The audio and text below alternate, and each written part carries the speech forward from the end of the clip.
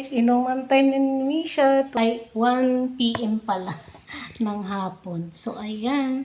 Iinom na siya ng ayaw niyang medicine. 10 minutes kasi guys na nakakaraan na kumain siya. So, ayan. Naka 10 minutes na guys para hindi mag-chok-chok na naman tong batang to. So, ayan.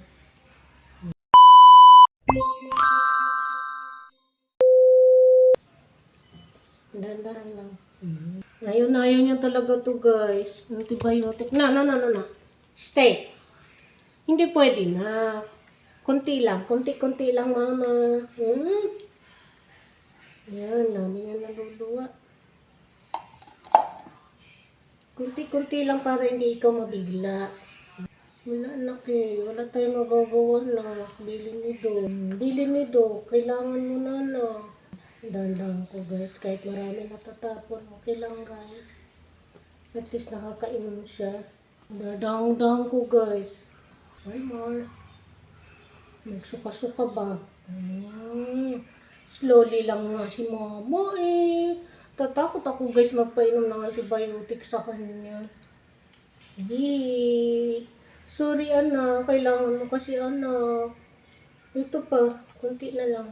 1.5 na lang anak. Na lang, para gumaling na ikaw. Para hindi na ikaw dugo-dugo, apo eh. Apa. Tiis-tiis lang, baby. Para hindi na dugo-dugo yung puwet ng baby na yan. Konti na lang.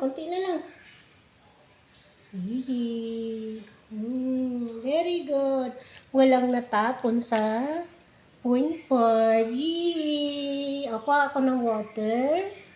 Kuha ng water si mama. Wait lang po. Wait na lang ako. So guys, ng water.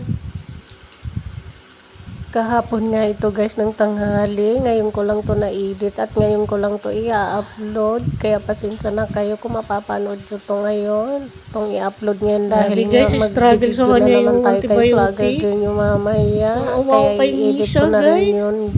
Video namin kagabi pag inuman namin ng gamot kagabi.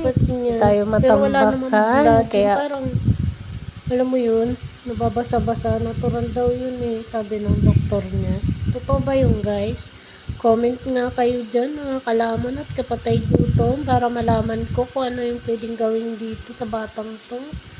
Para mawala na yung pagdurugo ng puwet niya. May infection po kasi yan sa dugo guys.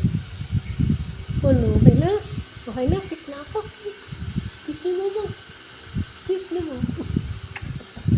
Guys, madungis na siya. Okay lang yan kasi medicine lang naman yung madumi sa kanya dyan.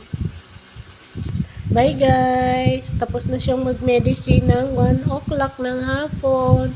Hindi na 12. Sawa naman ng Diyos, di na siya nasusuka-suka dahil bye! Bye na! Bye!